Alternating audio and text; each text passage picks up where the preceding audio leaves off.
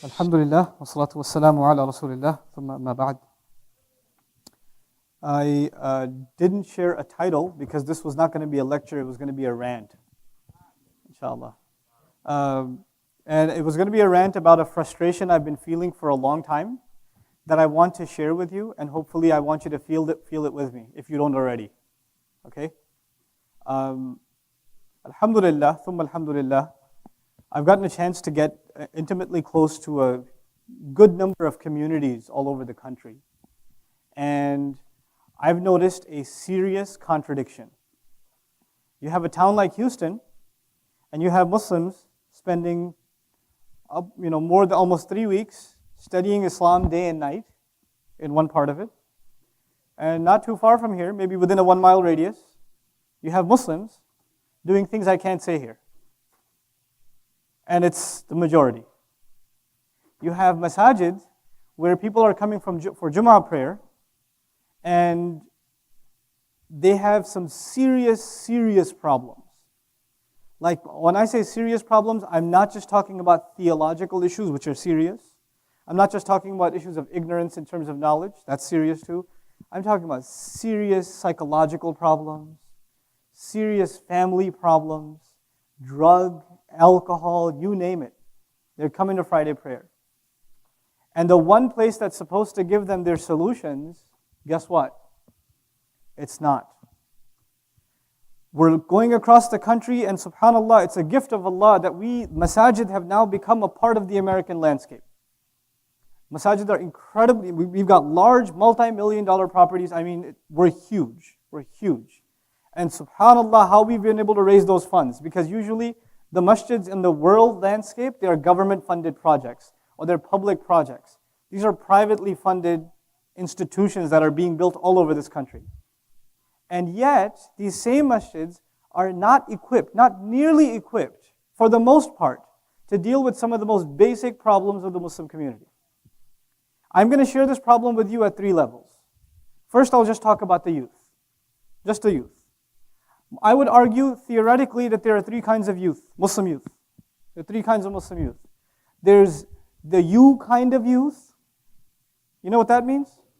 They're somehow identified as religious.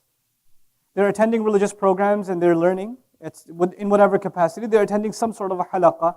They have some sort of a relationship with an imam or two, right?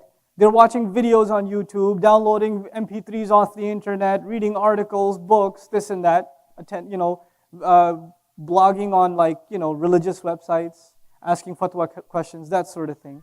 Religious youth. On the other end of the spectrum, you have the messed up youth. Who are these guys? These guys are Muslim too, but you wouldn't know. You would not know. And the things that you say astaghfirullah to, the things that you pass by and you say la hawla wa la quwwata illa billah, that's nothing for them. That's just the beginning. They are up to some really bad stuff. Really bad. And it's so bad that if I sit, and we've actually done this in Virginia when I was there, you sit down with a couple of imams and you explain to them what the youth are doing. You take a couple of messed up youth that you can talk to, you bring them over and you say, why don't you, Mr. Messed Up Youth, tell Mr. Imam here what you guys are up to? And the imam refuses to believe it. No, come on, that's impossible. Does that even exist? Yep, that exists. It's a scary reality. That is the messed up youth. And then there's the middle youth. You know who they are? They used to be party animals.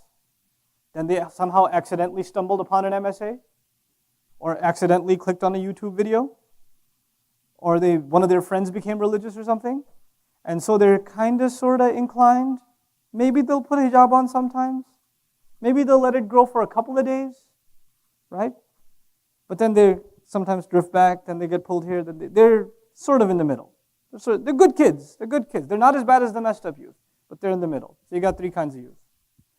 You know what my theory is? My theory is most of us were messed up. Illa masha'Allah. Most of us were messed up. And then slowly we started transitioning. And eventually we became what you could call religious youth. A lot of us, okay? We became I'm not saying you're good people. I'm just giving a social term, okay? I don't know the state of your iman and you don't know the state of mine. But we became religious. And when youth become religious, you know what happens? The way they speak changes. The things they like and they dislike changes. The friends they keep company with naturally changes. Because how do you make friends? You make friends based on common social activities, right? So obviously you're not hitting up the movie theater, you're not going to the club anymore. You're not hanging out with your non-Muslim friends who curse, all the time. So obviously you found new friends at the masjid. You found friends among students of knowledge, etc., etc. So your culture changed. Your culture went through a paradigm shift. And this change, you know who started noticing this change in you? Your family. We'll talk about that a little later. When a lot of you went through this change, your family started noticing that you're going through a change. For a lot of you, this is a reality. But then for others, you got cut off from your friends. You slowly got drifted away completely from your friends. Now tell me, if I was to put percentages on this, what percent of the youth do you think are religious? Just throw a number out there. You're very generous. I'd give a fraction of a percent. I'd give a fraction of a percent to religious youth. I'd say about 10, 20% at the most would be the kind of sort of convention youth, right? Those youth. And then I would say probably the vast majority of Muslim kids, Muslim youth, are messed up. They're entirely messed up. And they have little to no exposure to Islam. But you know the gift of Allah to us? The gift of Allah to us is even the messed up youth, a good number of them show up to Jummah prayer. Even they show up to Jummah prayer. Now, this event has a tuition. You have to make a sacrifice to come here. You have to take a flight. You have to book a hotel. You have to make arrangements to be here. If there's a program at the masjid, flyers have to be passed out. Facebook events have to be made. Emails have to be sent out. People have to make phone calls, encourage each other to show up. How many flyers are sent out for Jummah prayer?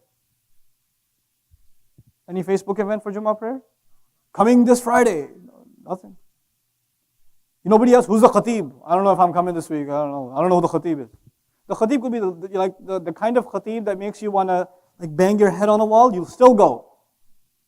Allah created this institution for which it's a national convention of the Muslims every week. Allah designed it so that Muslims can stay in touch with their religion, no matter how messed up they get. There's still something there. So now I want you to appreciate what a strategic role, what a critical role the khutbah plays in the life of a community. I'm giving you reality. I'm giving you just realistic, personal experience stories. Kid shoots up some drugs in the parking lot of the masjid in his car, sniffs it up, then comes to Jummah prayer. He comes there. And he's listening to a khutbah about some technicalities that were discussed in the 8th century or the 12th century. Or he hears names of 18 scholars that this young guy who's a student of knowledge, he learned all this knowledge, so he's got to regurgitate it somewhere. So guess where he finds the opportunity to regurgitate his knowledge? At the minbar. He's going to let people know how much he learned. Right? Does anybody in the audience care? Nope. And then you know what else the youth does? The youth brings up, and some of you are not going to like what I'm going to say, but I'm going to say it anyway because it hurts my feelings. Only because of that. And I'm seriously concerned.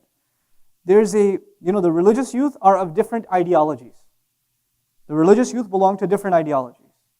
And because we're youth, and before we were youth, it was this gang versus that gang, Lakers versus Knicks or whatever back in the day, Bulls versus whatever, Spurs. But after Islam, after you became religious, guess what it became? This school versus that school. This theological understanding versus that theological understanding. This many tarawih versus that many tarawih. This masjid versus that masjid, this imam versus that imam, etc., etc. This speaker versus that speaker. Don't listen to that guy, he'll send you to hell. Don't listen to that guy, he'll send you to hell. Oh man, you listen to that guy? Oh, you're going to hell too? Okay, then I don't want to talk to you anymore. We created this. Not based on knowledge, most of it.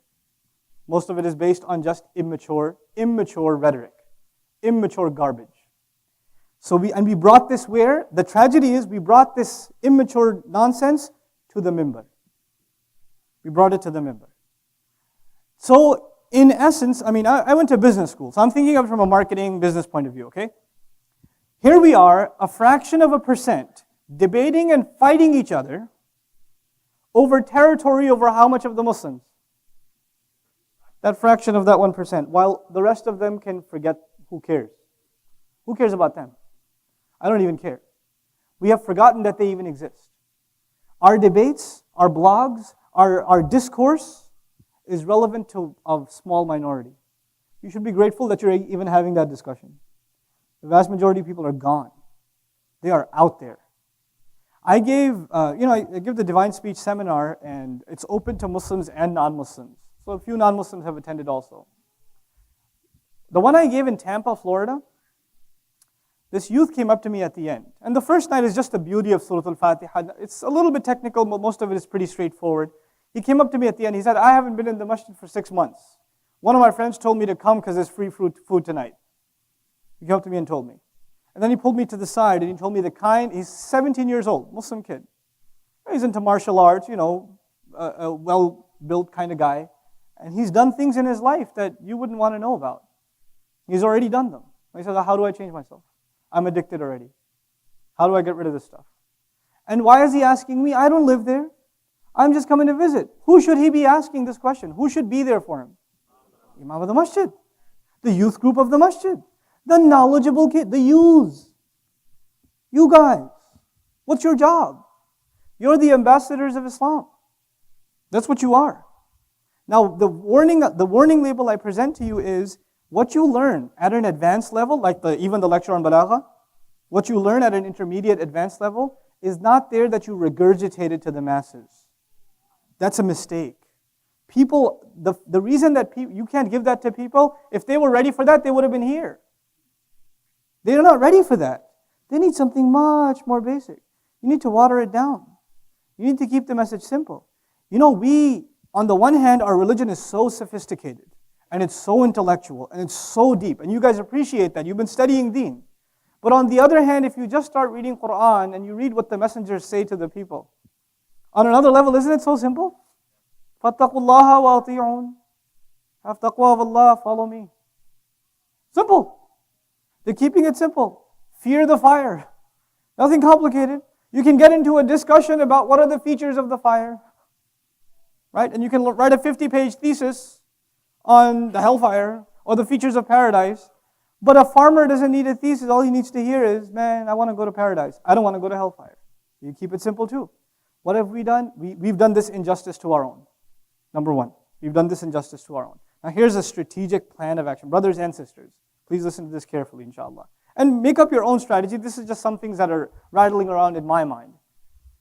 The religious youth, once they become religious, they create a certain kind of language and culture which automatically cuts themselves off from the not-so-religious youth. And especially cuts themselves off from who? What's that third category? The messed up youth. Completely cuts themselves off. Okay? Who's supposed to reach them? On the one hand, we talk about da'wah to Islam, bringing new Muslims in, which is an obligation. On the other hand, our own are leaving by the floodgates. They're becoming religious by the trickles, and they're leaving by the whole faucet is open. It's gushing out. So it's counterproductive to not be concerned with the loss of our own. With the loss of our own. Now, how do we do this? How do we do this? First and foremost, don't expect the people to come to you. You have to go to the people. You have to do that. You have to start thinking like that. And you know where the people are? Let me tell you where the people are. They're not in nice places. They're at the shisha place. They're at the pool place. They're playing at the ballpark where the guys use foul language all the time. Right? They're at those places. I'm not saying you become one of them, but you know what? Those are the members of this ummah. And when they said, La ilaha illallah at any point in their life, they become more beloved to me than what blood makes, the connection that I form with blood. This is thicker than blood. We are concerned about them. We love them for the sake of Allah. We start thinking in terms of amr bil ma'ruf and nahi anil munkar. We start bashing and cursing the Muslims who sell alcohol or who own these haram businesses or that do haram things on the internet, etc., etc. Did anybody stop to think, maybe I should try and save this person? What if this person was your brother? What if this person was your neighbor? What if it was your best friend? Would you just hate on them just like that? Right? We don't have love for this ummah. We're too quick to pass judgment on them. We have to, find a way to start pulling them in slowly. Pulling them, and you can't do that until you treat people like human beings. You can't do that. If you treat them like evildoers, or just this labeled fasiq or deviant or whatever else. Their aqidah is messed up, forget them. No, no, no, no, no. These are the assets of this ummah. Allah gave them the blessing of La ilaha illallah because Allah sees something in them. And Allah gave us whatever He gave us, whatever concern He gave us, because He expects us to do something with it. He expects something out of us. So this is the first thing I want to, at least there should be a discussion in your circles. I can't give you the answers, I can at least give you the problem. In your own circles, there needs to be a discussion. How do we reach out to these youth? How do we work with them? I'll give you a couple of interesting stories. There was a youth group, I won't mention where it was, that had messed up kids too. Because they used to play basketball, and they used to go out and hang out later on, eat at the restaurant, nothing religious for a while. And the guy running the youth group was very religious. And I told them, just run the group, man. Just don't worry about teaching them anything. Just run the thing, right? And the masjid has a ball gym, a basketball gym. So they come in and they play ball, they're playing late at night, they're using filthy language in the masjid gym. If an uncle sees it, especially a desi uncle, what's going to happen? Oh, forget about it. Yeah, so he's like, get out of here, and don't come back. Hey, what kind of masjid? Right? Now, tell me this guy with tattoos all over his body, rings in places you wouldn't want, playing basketball, you curse him out, where's he going to go? What's the next step? If he's not here, he's at the club. He's somewhere else. At least he's here. At least he'll hear the adhan for Maghrib. Maybe he might even join us for Salat one day in a few weeks. Maybe. But somebody has to treat this person like what first? A person, a human being. Someone worth, saving. Or at least that they should be given the message in a decent fashion. That they deserve that much. Now, I'll give you another example, just what's going on at the masajid. Ramadan 2 years ago. A guy, totally drunk. I mean, this guy is drunk. Muslim guy, walks into the masjid during Taraweeh prayer. Can't even stand straight. Guess what happens next? They kick him out. Dude, he came to the masjid. Does that tell you something? Does that tell you that he's trying to seek help? Does that tell you he's trying to quit? Why would he bring himself in the middle of humiliation? Why would he do that? He needs help. The only help you provide was curse and yell and a'udhu billah and kick him out. This is what we do to Muslims. Imagine what we do to non-Muslims. This is a Muslim. Now I'll give you a non-Muslim story. You may have heard this one on a video somewhere. True story again. So this guy, he's a Vietnamese guy. He's Muslim. And his co-worker is an idol worshiper. Vietnamese have a lot of different idol worship sort of religious traditions. And he's one of them. I forget which one specifically. But the co-worker, the idolatrous co-worker says to his Muslim co-worker, hey man, I want to come with you to your worship on Friday. So the guy keeps putting him off, no, I don't know, I don't think you're ready. But he keeps insisting, so he takes him to the masjid. So they go to the masjid. And they go to the masjid and he looks around and everybody's making ruku' and sujood and qiyam, everybody's making sunnah. It's before Jumu'ah time. And he says, man, where's the statue? Because everybody's kind of doing this stuff, but I don't see any statue. He says, no, we don't have a statue. You can't, put an image to the master of the world. He's beyond images. That would be putting a limit on him. He says, that's amazing. How do you pray to this God? This is just like these people are praying. So he sees people doing what? Qiyam, ruku', sujood. He says, I get it. He went down like that. Guess where he learned that from? From his own religion. Right? So this brother sees this from a distance. His brother sees it from a distance. In the spirit of Amr bil Ma'ruf and Nahi Anil Munkar, he gets up, he comes over, grabs the guy by the shirt, drags him outside the masjid, throws him out and says, until you learn to make the salah according to the sunnah, don't you come back. We at the masjid level are not ready to deal with the people that need our help. We're not ready. What if a woman inappropriately dressed walks into the masjid? What's going to happen? What if a guy that's covered in tattoos, like some MMA fighter or something, walks into the elders in the masjid, oh my God, Dajjal came so early? All hell will break loose. We're not ready to deal with people. What da'wah are we talking about? What are the da'wah centers? You don't need to build a da'wah center. They're already built. What are they? It's the masjid. And who are the da'is of the masjid? The students of knowledge, the youth. They are the eyes and the ears of this ummah. They are the faculties of this work. You. So you have to understand, number one, the critical role that you're in as far as the work of this ummah is concerned. But I want to bring it closer to home. Remember I said when you turn a religious leaf, who starts noticing you're changing? Your family. Let's talk about that a little bit. So your family starts noticing that you're not taking that thing off your head. Your family also starts noticing that it's getting a little fuzzy out here. And your friends have the fuzzy stuff too. Your friends changed. You don't hang out with those other boys anymore. So your mom gets a little concerned. She says, I want you to be Muslim, but not Muslim. This is not why you came to America. Right? They get concerned. They get concerned about it. The mother says to the daughter, the father says to the daughter, who's going to marry you looking like that? We don't do this like that in our family. Why don't you act like the rest of the family? What's the matter? You're embarrassing us. We can't take you to the wedding looking like that. We can't take you here. You face this? You know people that face this. In other words, what's happened is the people that are trying to hold on to any strand of the religion have become the outcasts of the ummah in their own homes. They have become the outcasts, and you're the weirdos. This is the weirdo convention right here. We are the outcasts of our own families. We are the objects of ridicule. You go to the Eid gathering for most of you. Oh, Maulana is here. Issue me the fatwa, huh?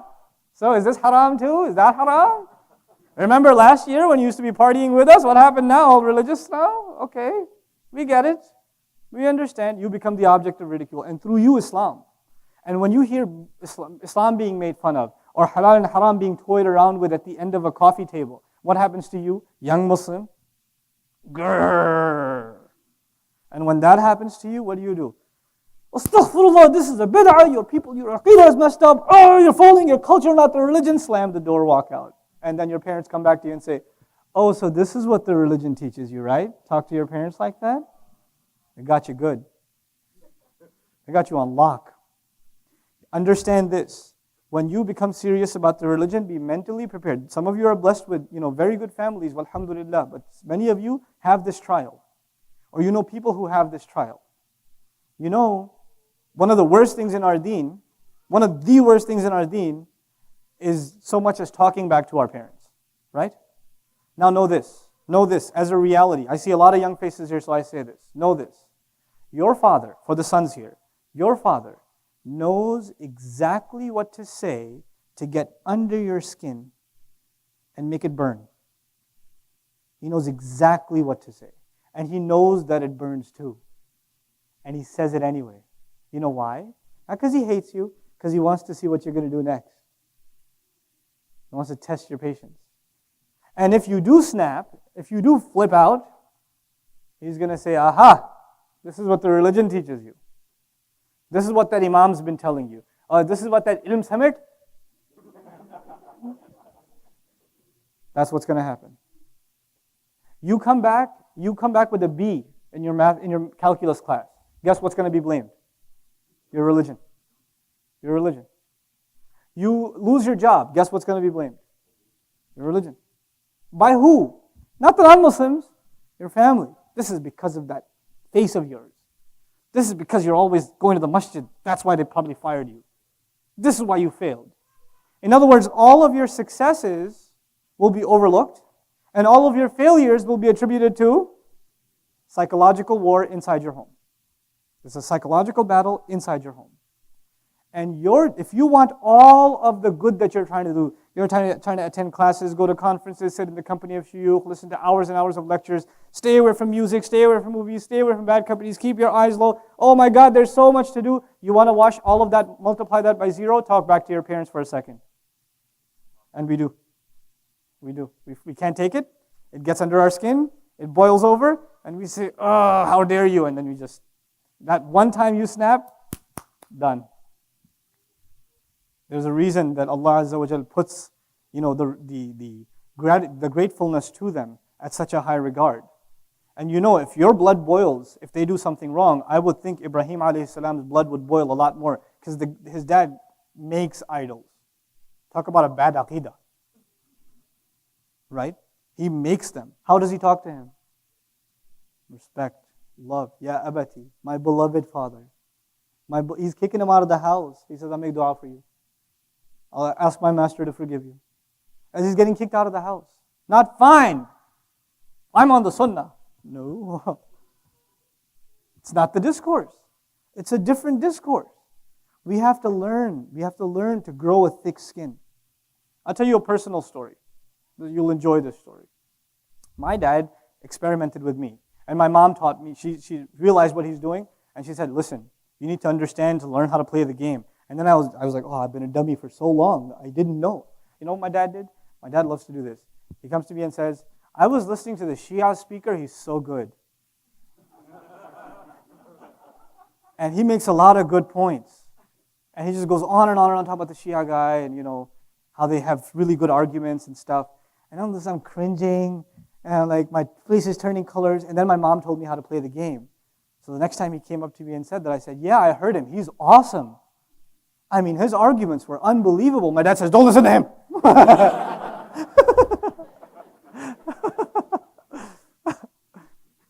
So I ended that conversation right there.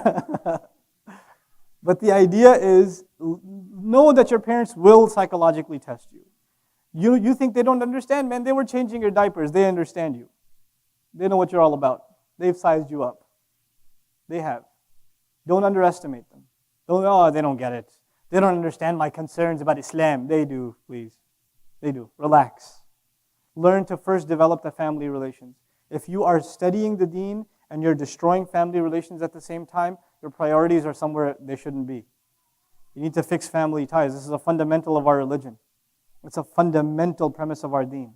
And now let me tell you the last thing I want to share with you about my rant, about how there's this dichotomy. You don't have to raise your hands. I'm going to stereotype all of you anyway. I've already stereotyped you as the weirdos in your families.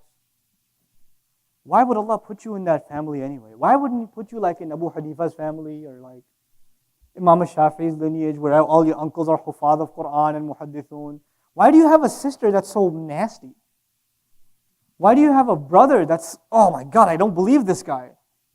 Why do you have cousins that are just completely on a different planet? If they were not family, you would have never met them. You would never even want to look at them. They're so different from you. And that's, to me, this is my deviant understanding, is exactly the point. Allah Azza wa Jal made us family with people so we could become Islam's ambassadors to them because nobody else was going to reach to them. Who was going to reach to them? We were. When I'm giving a speech to you guys, you're actually here to listen to me.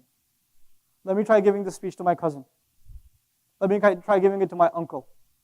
Let me try giving it to my mother. How's it going to go? Acha boy. That's in Urdu. Or be quiet. Right?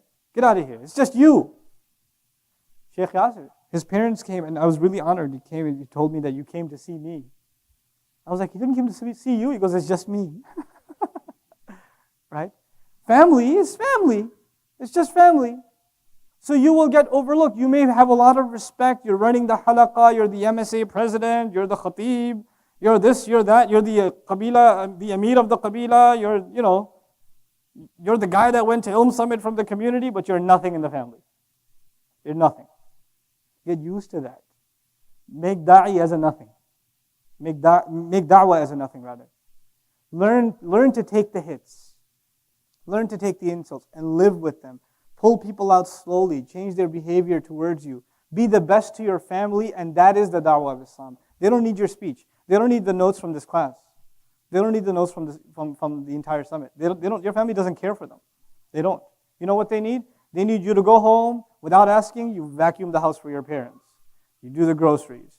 You buy your mom some flowers. You do stuff without even asking. Your dad always wants you to get better grades. You focus on that one class to show your daddy you got those better grades. Not for the grades, but for your father, because making your father happy will serve your deen in the end. Think long term. Think long term. Start thinking about the relationship with your family. I've noticed too often, young Muslims that are serious about religious learning are overlooking family obligations.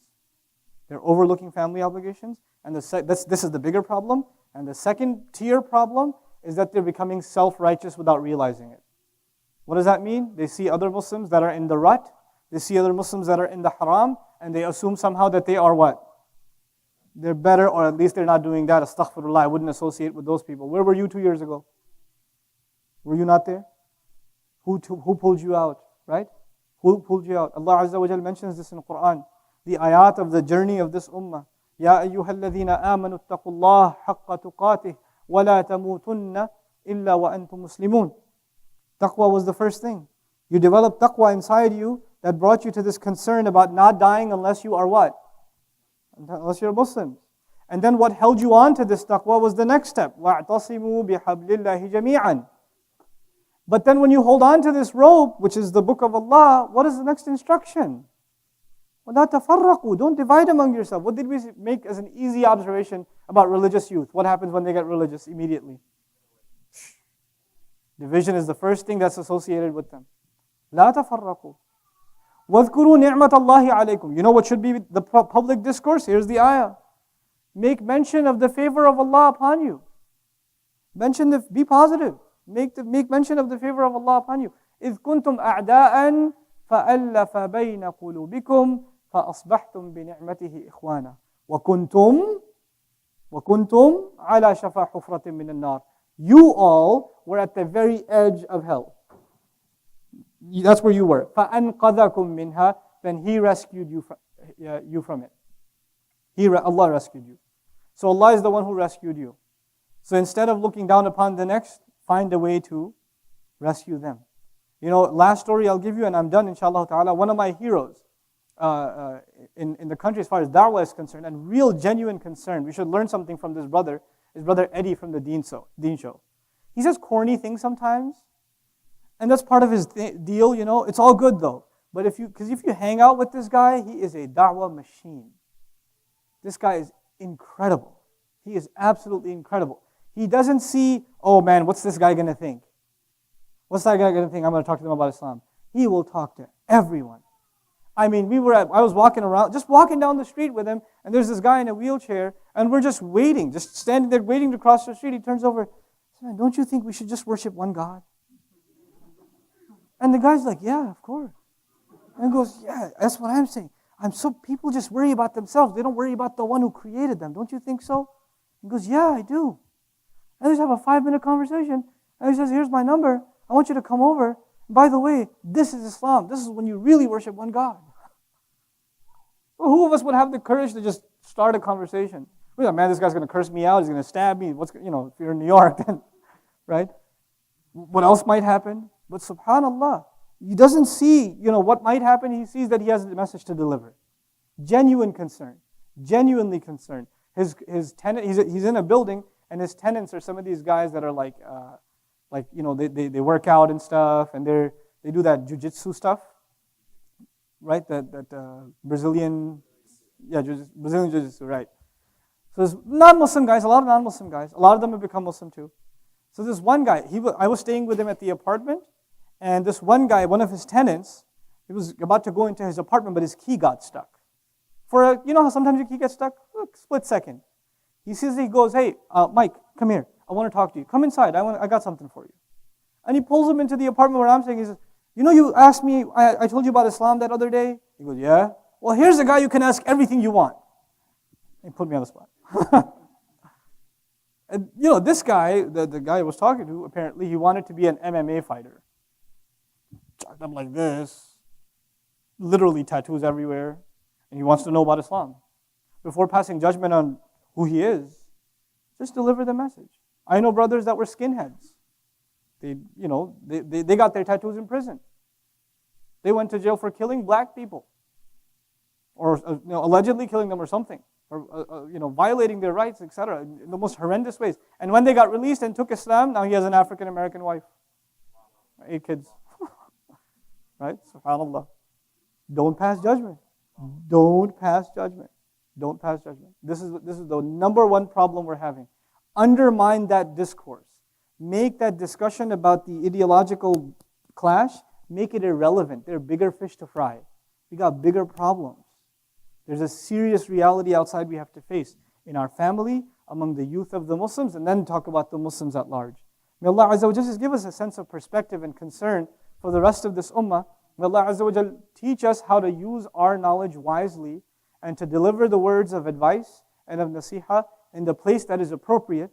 May Allah Azza wa Jal put barakah in our words, because in the end our words don't change people, Allah changes people. So may Allah Azza wa Jal put barakah in our words and reward us for the efforts that we make to serve His deen. Subhanakallahumma wa bihamdik. Nashhadu an la ilaha illa anta. Nastaghfiruka wa natubu ilayk. Assalamu alaikum wa rahmatullah. Allahu Akbar.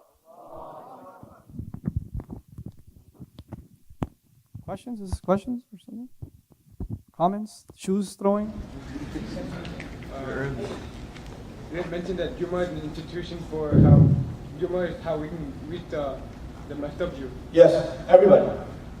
But for our families, is there any institution that's in place that we can use to? Yeah, for our families, the institution now has become YouTube. You know, for the women in the house and stuff, they need to get hooked on some of this stuff that's available now. And some of it's really, really good. Some of it is really, really good. You have to start finding, you know, there are some speakers that are academic, and there are other speakers that are just pure entertainment value, right? And the student of knowledge says, I didn't learn anything from his speech. You didn't learn anything from his speech, but a lot of people started praying because they heard that speech, right? So don't judge a speaker just based on how many hadith did he quote, how many ayat, etc., etc. It's also about how did they impact people psychologically, right? Let me give you an example. I went to the ICNA convention a couple of years ago, and I was listening to Imam Siraj. You know, he's like a father figure to our community. May Allah preserve him and continue to give him shifa. You know, he's giving a speech, and his speech sometimes goes everywhere. Everywhere. From like, once upon a time I had a dog, to like everywhere. And I was passing by a truck, all kinds of stories. And at the end of it, a serious student of knowledge will say, I don't know about that speech. But you know, the guy next to me was like, man, I got to start praying. He didn't say a word about prayer. But it has that impact. It has that impact. So different people need different things. So since you know the temperament of your family members, you have to find the kinds of stuff that might appeal to them. And you have to be a little bit more creative in getting the message to them. Your favorite speakers are not going to be their favorite speakers, for example, right? You have to use a little more creative means. The other thing that some masajid have done very successfully is they've made the masajid a place of halal social gatherings. So, and one of the things that attracted me to the community that I moved to is the families get together all the time. And so the masjid becomes the place to hang out, and slowly religion comes into play because you're at the masjid anyway. So now just, you know, the women start networking with other women that are in touch with the deen, and it slowly starts reeling them in. Nothing happens overnight though. Nothing happens overnight. Yeah. You mentioned something about, you know, youth that are, you know, too zealous with their parents, and, you know, their parents are provoking them, and sometimes they snap. Yeah. And so after they snap, of course, the father-son relationship, mother-daughter relationship is somewhat ruined. No, it's not. Or there's that tension then. Yeah, so you think there is. When a child snaps at their parents, you think there's tension, right? Okay, go get slapped. Go massage their feet. Don't move until they kick you off. Okay? Beg them to forgive you. Kill your ego when it comes to your parents. Kill your ego. Don't say there's tension. We don't talk anymore. He looks at me funny. That's your ego in the way. Get your ego out of the way. Be at their feet. They love you. Your mother gave you birth. Your dad held you in his arms. There's love there. It's your abruptness that caused that friction, but it's you turning back into that 2-year-old that will remove it immediately or over time. But you have to tear away at it. You have to crush your ego. They don't. Don't expect it from them. Don't expect them to give you an inch, but you have to give miles and miles and miles. You understand? It's a difficult journey. It requires things, but this is a kind of jihad. This is a kind of jihad. In Surah Al-Ankabut, jihad with the parents. وَإِنْ جَاهَدَكَ عَلَىٰ أَن تُشْرِكَ بِمَا لَيْسَ لَكَ بِهِ عِلْمٍ فَلَا تُطِعْهُمَا وَصَاحِبْهُمَا فِي الدُّنْيَا مَعْرُوفًا. Don't obey them, but accompany them at the same time. SubhanAllah. Then a sister, inshallah. Yeah. One issue that you mentioned is obviously being judgmental. And it's very, very common. It's like consistent fight within yourself to try not to be judgmental, not try to judge people. But it's the same issue that you mentioned, like when we try to act, or when we actually want to act as ambassadors of Islam, we talk about Islam, we're just giving basic dawah. Yeah. It's the whole idea of the other person's reaction that gives you that idea. I mean, if the person feels benefited and he comments or something like that, it gives you the first impression that you get it because I did something for him. So you do understand that being judgmental, even though without doubt is not excusable, is a byproduct of the fact that you have gained some knowledge, which is something that the person did not have, and you were able to. Yeah, when I say judgmental, I'm not saying you shouldn't be aware of who they are. No, I understand.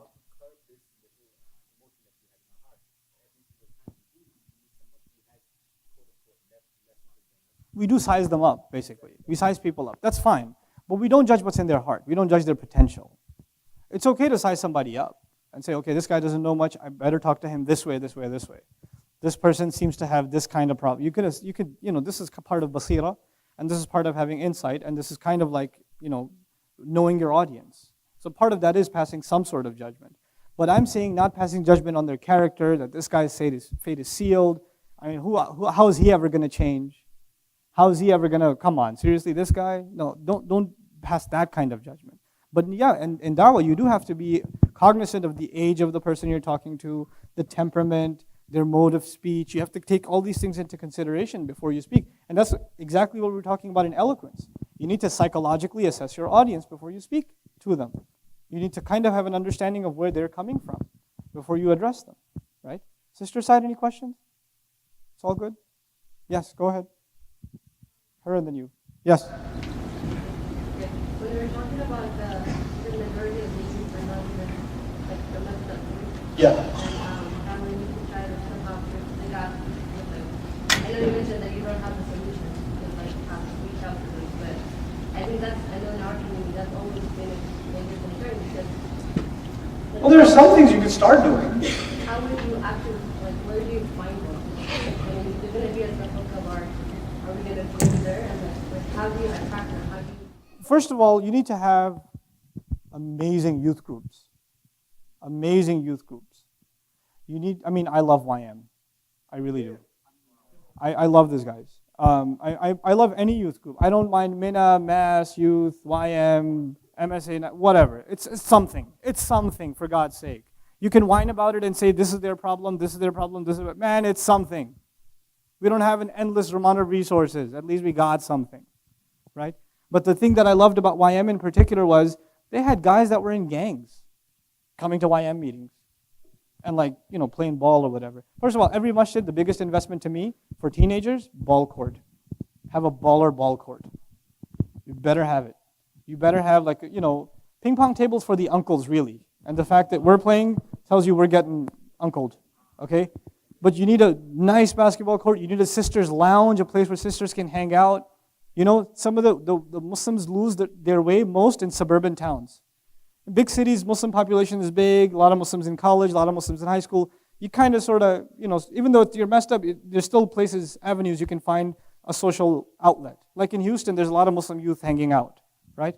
But in Birmingham, Alabama, where are you going to go to hang out? Right? IHOP? Where are you going to go?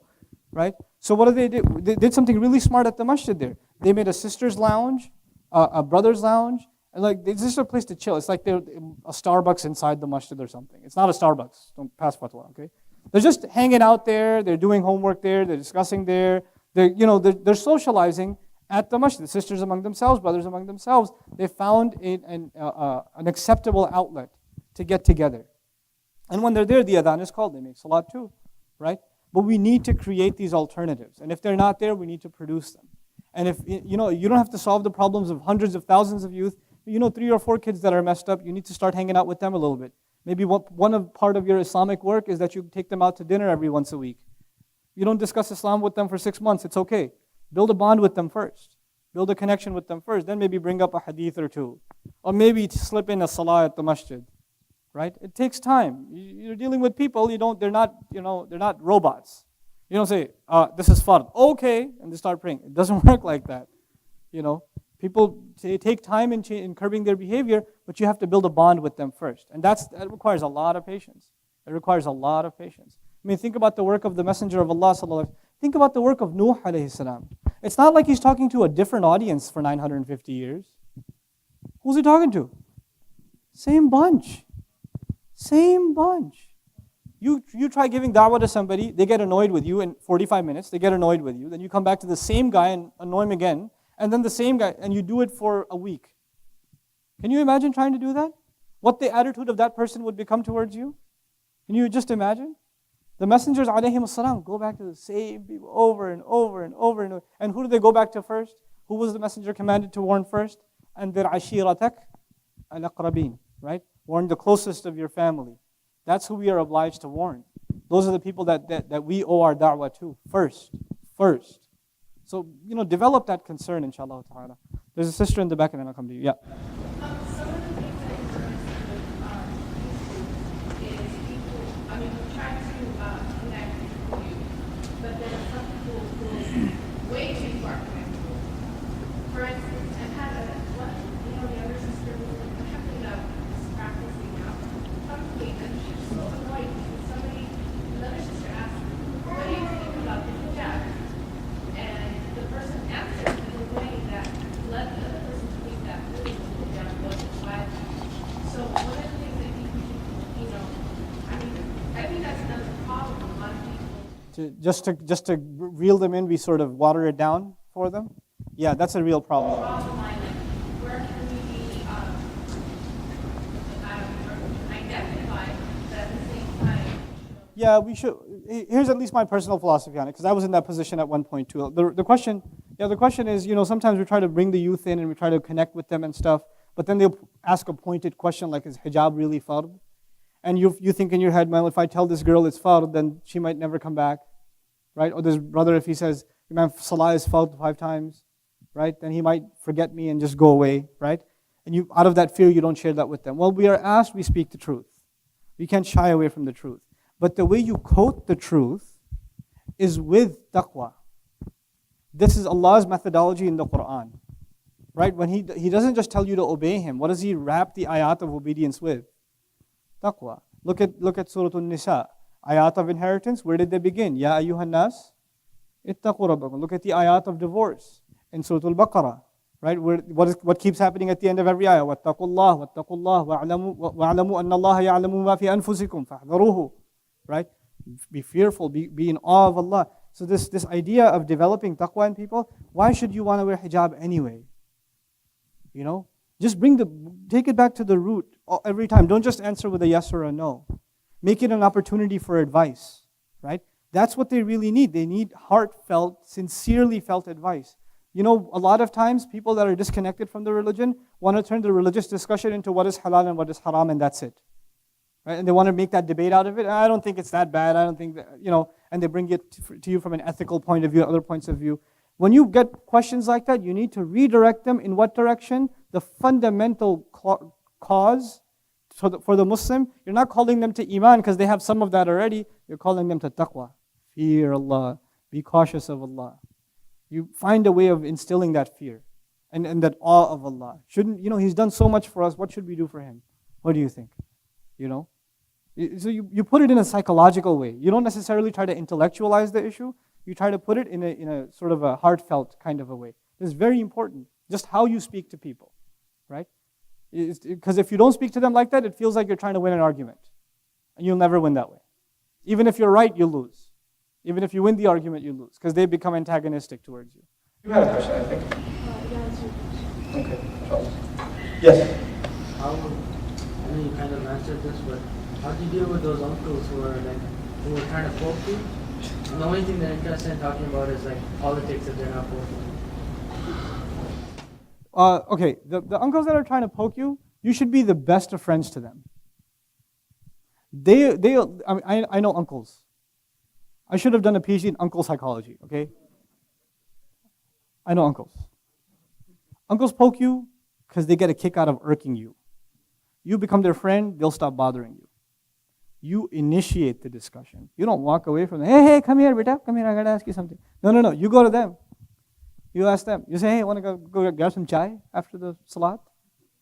Chill out with the elders. And it'll break the ice. You have to initiate that. A lot of times youth are allergic to the elders. That's a problem. It's weird, right? Have a youth group, but that doesn't mean you alienate yourself from the elders, right? It's a big problem in our community that the two are at odds sometimes. They shouldn't be. It should be one cohesive whole, right? Yes, I've been holding off on you. Yeah, I was just gonna say, Jazakallah khair, like this topic is way overdue. And I really appreciate you addressing it to like the Jamaat here. Just a quick reminder myself is that the hadith where if you are used in Allah's guiding of someone is better than the world and everything in it. So whenever we get tired of doing dawah on one person, we don't seem like there's any progression going on. Just remember the hadith of if you are used to guide someone, it's literally better than everything. It may not be as fun as Usul Aqidah or heresiology or other subjects that someone from Harry Potter, but alhamdulillah, just remember that hadith, the motive. So if you could elaborate on that, that'd be great. Yeah, I think you did an excellent job doing so. I think I should hand you the mic to repeat that. Really. Yes, please. You have to now.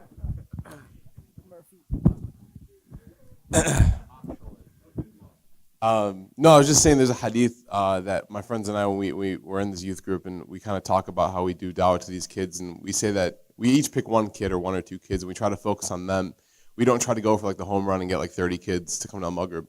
Alhamdulillah, we've had a lot of success, and one of our mantras, one of our main mottos is the hadith where Rasulullah tells us, sallallahu alaihi wasallam, that if you are used by Allah to guide one person, it is literally better than everything in the world, like the entire world and everything in it. And so, what I was saying was that it might be, not as fun as coming to Ilm Summit, having 2 weeks of jam-packed knowledge with all the shuyukh and everything, but remember the goal. Remember the end is that you're getting everything, you're getting something that's better than the world and everything in it, inshallah. So, Jazakallah khair to Sheikh Nouman, and sorry about that. Jazakallah khair, Ustad Nouman Ali. And one of the things that really gives me a lot of optimism for the future is the amount of cooperation that we see for the first time between so many different du'at and so many different institutions. As you know, Nouman Ali is not actually a part per se of Al-Maghrib. He started Al-Bayyinah. And you all know dirty politics that happen every single masjid, every single community. One of the things that alhamdulillah, and I'll tell you in all honesty, Al-Maghrib has stayed clear of is politics. And anybody who is inshallah sincere for the da'wah, they find this from Al-Maghrib and we find it in them.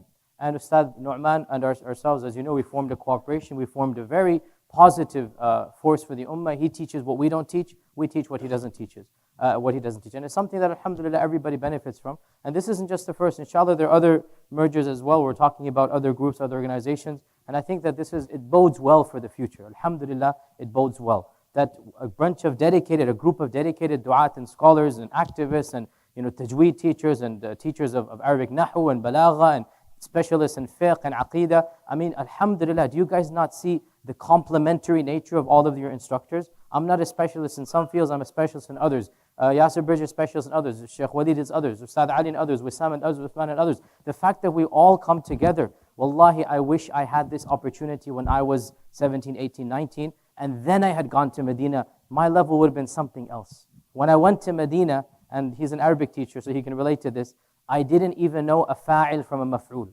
I didn't know mansub from marfu' from majzoom, okay? I'm a student at Medina, I didn't even know the difference between nahu and sarf. I had no clue what these sciences were. How I wish that I had this platform so that when I had gone abroad, Allah knows where I would have been now. And the goal is you guys build on the shoulders of other people like I built upon those who I studied with, right? That's the goal, that we hope for every generation to come and to build upon what we have to offer. And it makes my heart melt to see all of these instructors and du'at and activists all come together, and we can be totally frank and say there are absolutely no politics that we have to hide. And I'll tell you, having worked with many organizations, there are lots of politics with many organizations. You all know this, with many masjids, many groups. Alhamdulillah, Sheikh Walid, Sheikh Yasir Burgess, Ustad Wissam, Ustad Nouman, Sheikh Uthman, we're actually genuinely friends. We actually call each other and we actually have a good time when we get together. That's something very rare in an Islamic organization, much less 2, 3, 4 multiple Islamic organizations coming together. And wallahi, this is a blessing from Allah, and I think that the future, inshallah ta'ala, is bright, and I am very optimistic about the future.